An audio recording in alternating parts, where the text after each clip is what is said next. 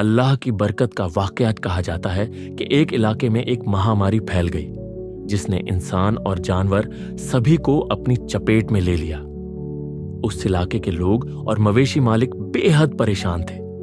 ایک دن جمعہ کی نماز کے دوران مسجد کے مولوی صاحب نے خطبے میں کہا، اگر اللہ کا نام لے کر دریا کو حکم دیا جائے تو وہ بھی نافرمانی نہیں کرتا۔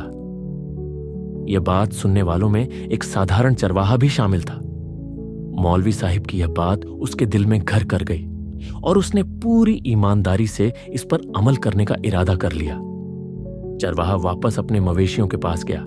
اس نے بسم اللہ رحمان رحیم پڑھا اور دریا سے کہا کہ وہ اپنی بکریوں کو دوسری طرف چرانے کے لیے لے جانا چاہتا ہے۔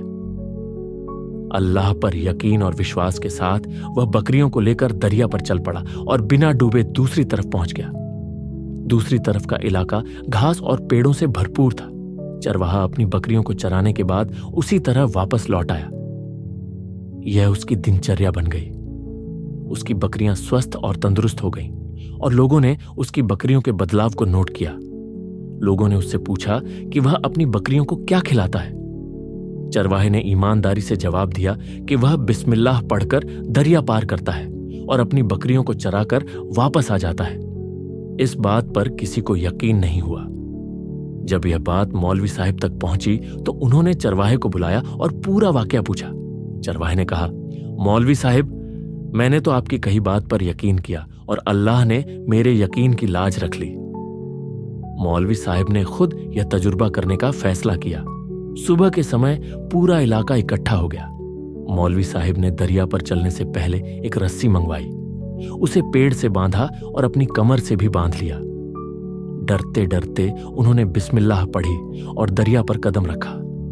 جیسے ہی انہوں نے پہلا قدم رکھا وہ پانی میں گر گئے اور بہنے لگے۔ لوگوں نے انہیں رسے کی مدد سے باہر نکالا۔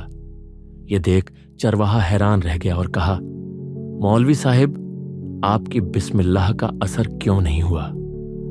چرواہا نے مولوی صاحب کو سمجھاتے ہوئے کہا، آپ نے اللہ اور اس کی بسم اللہ پر بھروسہ کرنے کے بجائے اس رسے پر زیادہ یقین کیا۔ یہی وجہ ہے کہ اللہ نے آپ کو رسے کے حوالے کر دیا۔ میں نے آپ کی بات پر یقین کیا اور اللہ نے میرے یقین کی لاج رکھی۔ اس واقعے سے ہمیں یہ سبق ملتا ہے کہ دعا اور عبادت کا اصل مطلب یقین اور بھروسہ ہے۔ اگر ہماری نماز اور دعاؤں میں یقین کی کمی ہو تو وہ بے اثر ہو جاتی ہیں۔